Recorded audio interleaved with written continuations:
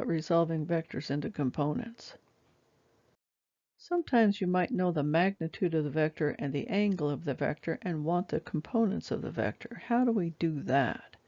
In this case, our vector has a magnitude of 6.4 and an angle of 39. And we want AX and BX. Our angle is with respect to the x-axis. So we recognize that the adjacent side is the x component and the opposite side is the y component. The hypotenuse of the triangle is the A vector itself. Cosine theta equals adjacent over hypotenuse. Sine theta is opposite over hypotenuse.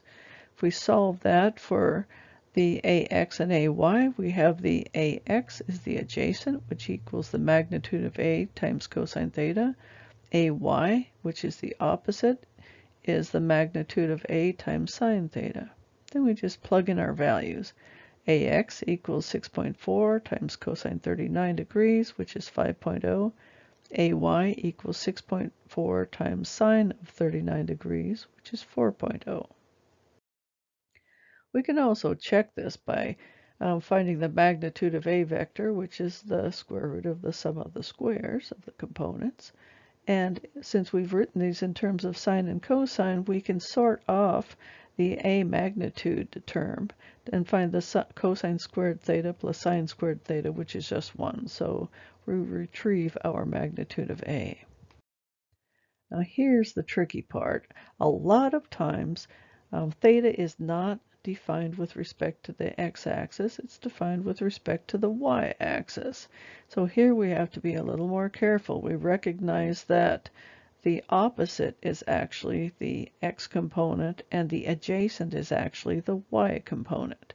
So sine theta is opposite over hypotenuse. Cosine theta here again is adjacent over hypotenuse, but the AX component is related to the sine component of the triangle. So AX is the magnitude of A times sine theta.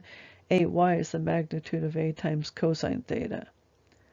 So here theta is 90 minus 39 degrees, so 51 degrees. And plugging in our values, we get that the AX component is 6.4 sine 51, which is 5.0. The AY component is 6.4 times cosine 51, which is 4.0. In general, to resolve vectors into components, we identify the adjacent, opposite, and hypotenuse of the right triangle. We use a correct trig function to define the x and y components.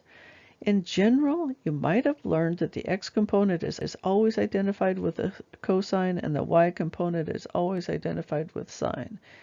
You need to be careful to always identify the components in terms of opposite and adjacent sides, depending on where theta is defined. Thank you kindly, and please come again soon.